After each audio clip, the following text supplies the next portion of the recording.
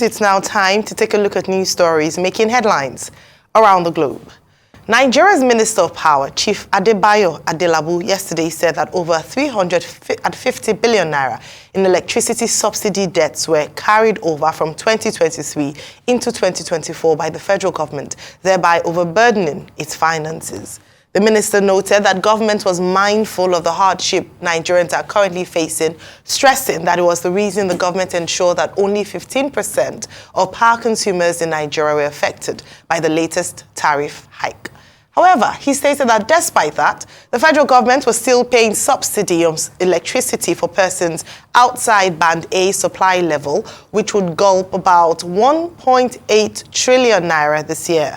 He also spoke on the legality of the recent tariff adjustment, insisting that the review of tariff is legal once it is within the exclusive responsibility of the Nigerian Electricity Regulatory Commission, NERC. Adelabu also apologized to Nigerians for saying that they usually leave their freezers switched on all the time because they pay low electricity tariff. The minister had said that Nigerians lack the culture of electricity consumption management because of, in his words, cheap power supply partly offered by the government. Okay, so the Minister of Power has taken time to explain that media chat or perhaps press conference he had where he had touched on a number of things, justifying electricity subsidy removal for Band A customers and also taking the opportunity to apologize. Your take on this? So a couple of things. I'm grateful that the minister has apologized for his Benkele mess. And he needs to understand the power sector that he is in. I've seen a lot of flip-flopping on behalf of this minister. This was the same minister that talked about there was no practicality for cost-reflective tariff until he was told about that. For me, the minister still needs to go and do his homework. Yes, he's not really been in the power sector. He doesn't know the power sector as much. There's a data by NERC that makes projections for what cost-reflective tariff should be. That data was benchmarked against 1,400 to the dollar. That data came down to that Band A will pay about 180. We are asking the NERC this morning, how did that money jump up to 225? We get the whole gamut that the government is subsidizing largely, but we know how it has always been done. Bulk of that money, what they call the subsidies, are paid to the GENCOs, the generating companies, through a medium called MBET, which is like a bulk buying agreement, where you buy the power in bulk and in turn you give out to the distribution companies. Also, we know that capitalization of the sector is a big problem. Most of the distribution companies are not viable, probably only 2 or 3 of them. So you have a lot of problems in that sector. And most importantly, the most important problem in the sector is even the grid system. Most of those electricity purchased, even through embeds, most of the time can be loaded on the grid because the grid has constantly collapsed. We had some problems, except days where we have like zero generation because of some problems or scarcity of gas or anything. So these are the multiple pronged problems we have. And that's why you see there is no solution inside. So when the NRC was saying they're going to monitor and going to ensure that they give 20 hours per day, I can, like they say in Yoruba, let's covet with the NRC. I'm not going to get that 20 hours per day readily. It's not possible. With a moribund grid system, except you probably look at the possibility of a bond with the consumer or your customer. So it should be a pay-as-you-go thing. If I get, I pay in that band. But that's also hard because you don't have infrastructure on ground. There are some streets that don't have power because their transformer is bad. So there's also the problem of attendant infrastructure. You start to see thunder and raindrops, light goes off.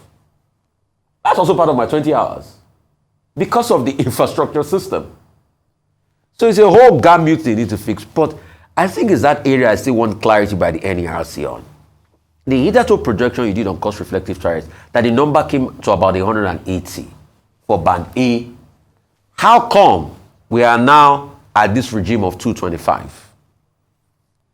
All right. Okay, yeah, okay. Now, let's talk about the Minister of Power, Adegoke Adelabu. But before I go to Adegoke Adelabu, let me thank Rufai Oseni. You know, this morning he brought Eda's drink for his birthday. So we are celebrating his birthday for the entire week. TGIF. Yes. You too, you got something. Yes, I yesterday. did. You got something again today. Yes, absolutely. You know, but I collected Eda's drink when I came in. So, congratulations. Babao. Babao. Congratulations, happy birthday. Many more years. And incidentally, you share your birthday season with the greats. Yes, yes. Baba Yoadebajo, yes. Chief Tommy Kimi, Alhaji Aliko, Dangote. And I mean, what else can anybody ask for? Now, to this subject. The Minister of Power says he has apologized. To tell you the truth, when I saw his statement, I thought he was making an intelligent point about discipline in the use of energy. Because, look, many years ago when I visited my brother, Mr. Yemi Adeogun, in the UK, I noticed that in the UK, people were disciplined about how they use electricity. If they didn't have to be in a room, they would switch it off. And I used to wonder, what is this? In Nigeria, we enjoy electricity, but now we have reached a point whereby it has taken the Minister of Power to remind us that, look, there's something about discipline with regard to consumption. So it's not just about, people enjoying electricity as a right. So he was making, in my view, an intelligent point about, discipline. Having seen how people in the UK behaved and how people in the US behaved. Because if you use electricity anyhow, you pay. And if your income is not limitless, then of course you have to be responsible in terms of how you use electricity. So I didn't have any problem. So his apology does not apply to me.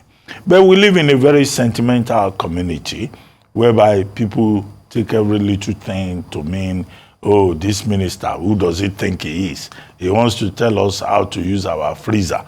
Well, if you use the freezer, you pay. That's what the minister, I believe, was saying. But he has had to apologize, on the basis of the backlash. But that backlash, people must realize that the point that he was making, it's a major point. You use light now in Nigeria, as they do in UK and in Canada and the US, you pay. However, there are other issues. What are these other issues?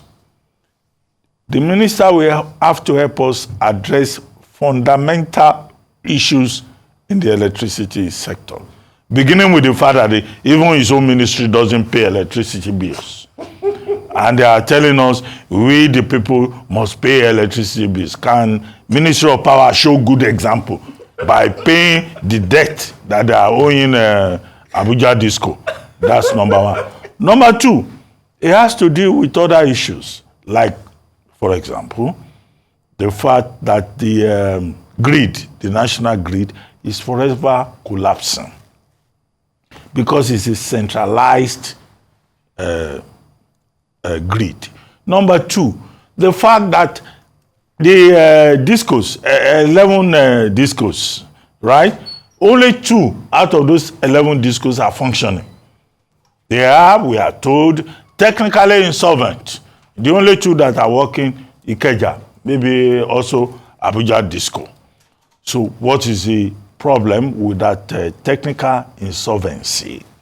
Number 3, as Professor Yemi Oke told us on this same program when we hosted him, rural electrification. The federal government does not need a rural electrification agency. Can that agency be scrapped?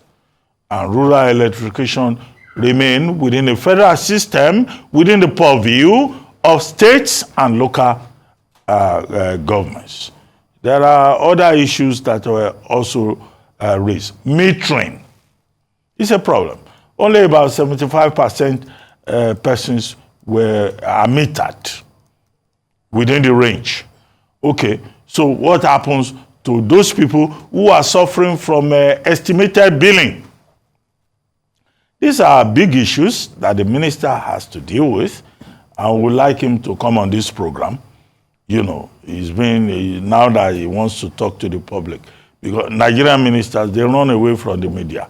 But I see that lately they are making an effort to also engage the public.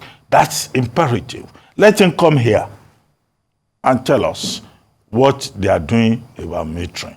And then this Band-A witchcraft that they are talking about. 20 hours of electricity in Band-A. Look, all the Band-A people, whether in Abuja or in Ikoyi or in wherever, even in Ibadan, they've been saying they don't enjoy 20 hours of electricity. If as some of us are saying, please remove us from Band-A, take us to Band F. Let us be in Band F so that we can know that we are citizens of Nigeria. Because the Band-A, in reality, does not exist.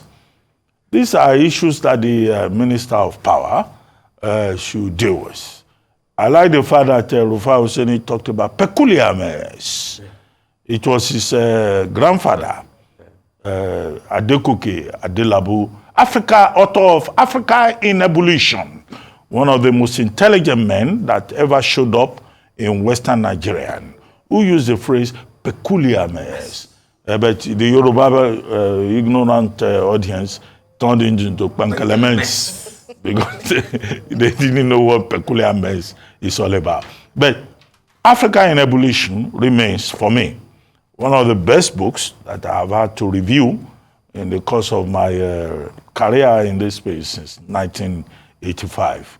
So let Adelabu, the grandson, let him not create another peculiar mess that his grandfather predicted in the electricity sector.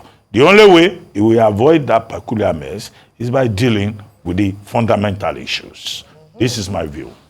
The fundamental issues. Now, this morning, I'd just like to center on three things: timing, service provision, and communication. With regards to this, in some ways, explaining of that press conference that the Minister of Power had a few days back. The first thing that a number of people have criticized for this new or this tariff hike is the timing of it, especially with regards to the fact that Nigerians are currently facing a cost of living crisis. We've removed fuel subsidy. The dollar to the naira is at the naira has fallen to the dollar at a record high, and also the fact that food items and other attendant costs are really expensive. So the timing of it for a number of people has been seen to be quite insensitive. It seems to be one problem or one issue piled over another. But you can't help that, because the minister did mention that currently the federal government is owing 3 trillion naira to gas and generation companies, and there's nothing that can be done but to find a way to remove subsidy and for Nigerians to begin to pay cost-reflective tariff. Fair enough. Now, if you ask Nigerians to pay cost-reflective tariff, then we then go to service provision, because that has been the conversation since the announcement of this tariff hike. The conversation has been that like has been said a number of times, the 20-hour electric power generation or power supply to homes, whether in Band A or any band, is a myth. A number of people have come out with proof who have been identified as being under this Band A to have not received even half of that 20 hours. We talk about the other challenges plaguing the sector, the current constant grid collapse. Before you talked about the infrastructure challenges that the sector faces. And a number of people asked that why didn't they fix that issue and guarantee Nigerians their 20-hour supply? I don't think for the number of people who live in the Band A sector who can, I don't think the challenge is paying the amount of money for electricity supply that they get. It is the fact that they feel like they're being ripped off because they don't get that supply and yet are being asked to pay premium for a service that they do not get. Whether it's in the private sector or in the public sector, no one wants to pay for a service that they are not getting. So that is the challenge, and that hasn't really been addressed. The only thing that we've heard are assurances with more investments, we'll do more work. But unfortunately, there's a trust deficit, especially in the area of power, because successive governments have not been able to handle it. Perhaps the better thing to have done would have been to at least show some commitment.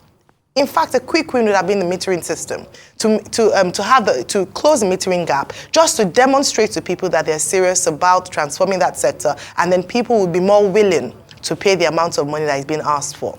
Then finally, it's communication. I'm glad that he apologized, because at this point, a lot of people are feeling very touchy. It's a very sensitive time for Nigerians, and usually, when people like the minister come out to speak as if they're not in touch with the reality of the people, it then would come out as very offensive. It would come out offensive because, whilst we understand the countries that we're comparing Nigeria to in terms of those who are moderate to their power consumption, understand what it means to enjoy 24-hour uninterrupted power supply. So it's easier to argue about paying a premium for a service that they enjoy and they can see. And so I'm glad that he came out to clarify that point. And also for Nigerians, and let me just end on this point in terms of communication. A better way, as we often talk about with every ministry, not just the power sector, is how to communicate changes in the policy or a tariff hike to the people. It's not to come out to sound a bit arrogant about it, but to sound in a way that you can do a nice campaign to let people know that this is how to save your power. This is how to save money. We're doing it for your own benefit, and not make it seem as if you're doing a favor to Nigerian people in serving them. So it's very important these things are put into consideration. First, the timing. Second, the service provision. And third, the manner of communication. Move on to other news making the rounds this morning. The family of former chairman of the Nigerian Exchange Group, Abimbola Ogunbanjo, has sued a U.S. company over the helicopter crash that killed Ogunbanjo, as well as the former Access Bank CEO, Herbert Wigwe, his wife and son.